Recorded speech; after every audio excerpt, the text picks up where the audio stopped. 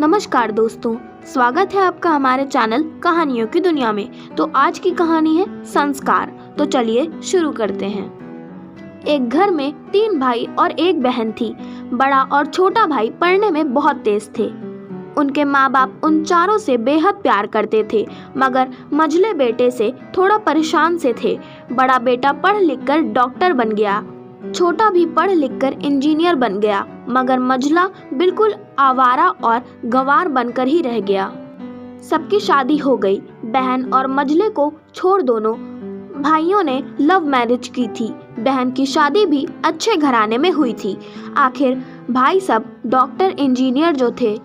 अब मझले को कोई लड़की नहीं मिल रही थी। बाप भी परेशान, माँ भी। बहन जब भी मायके आती सबसे पहले छोटे भाई और बड़े भैया से मिलती, मगर मझले से कम ही मिलती थी, क्योंकि वह ना तो कुछ दे सकता था और ना ही वह जल्दी घर पे मिलता था। वैसे वह दिहाड़ी मजदूरी करता था। पढ़ नहीं सका तो नौकरी कौन देता। मझले की शादी किए बिना बाप गुजर गए।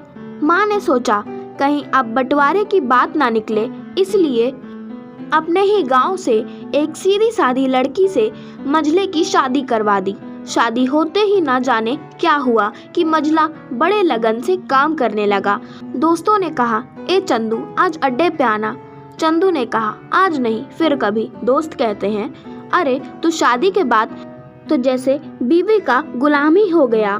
चंदू कहता है, अरे ऐसी बात नहीं, कल मैं अकेला एक पेट था, अपने रोटी के हिस्से कमा लेता था।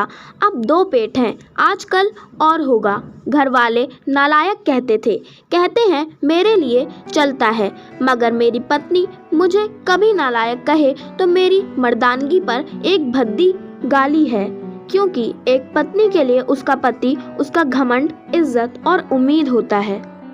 उसके घर वालों ने भी तो मुझ पर भरोसा करके ही तो अपनी बेटी दी होगी, फिर उनका भरोसा कैसे तोड़ सकता हूँ। कॉलेज में नौकरी की डिग्री मिलती है और ऐसे संस्कार माँ बाप से मिलते हैं। इधर घर पे बड़ा और छोटा भाई और उनकी पत्नियाँ मिलकर आपस में फैसला करते हैं कि जायदाद का बंटवारा हो जाए, क्योंकि हम दोनों लाखों कमाते हैं, मगर मंझला ना के बराबर कमाता है। ऐसा नहीं होगा। माँ के लाख मना करने पर भी बंटवारे की तारीख तय होती है। बहन भी आ जाती है, मगर चंदू है कि काम पे निकलने के बाहर आता है। उसके दोनों भाई उसको पकड़कर भीतर लाकर बोलते हैं कि आज तो रुक जा, बंटवारा कर ही लेते हैं। वकील कहता है, ऐसा नहीं होता, साइन करना पड़ता है। चंदू कहता है, तुम लोग बंटवारा करो, मेरे हिस्से में जो देना है दे देना। मैं शाम को आकर अपना बड़ा सा अंगूठा चिपका दूंगा पेपर पर। बहन कहती है, अरे बेवकूफ, तू गंवार का गंवार ही रहेगा।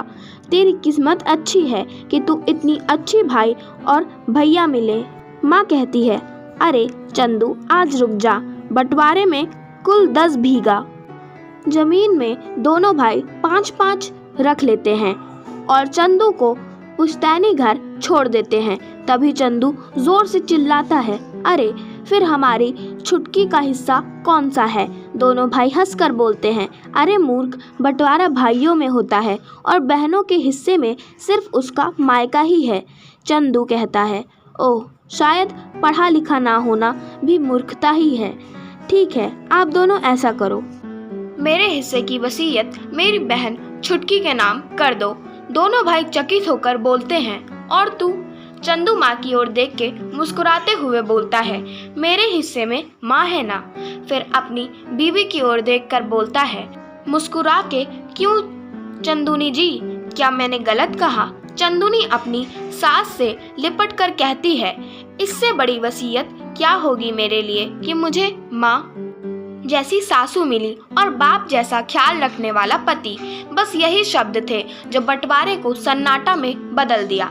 बहन दौड़कर अपने गंवार भैया से गले लगकर रोते हुए कहती है कि माफ कर दो भैया मुझे, क्योंकि मैं समझ ना सकी आपको। चंदू कहता है, इस घर में तेरा भी उतना ही अधिकार है जितना हम सभी का।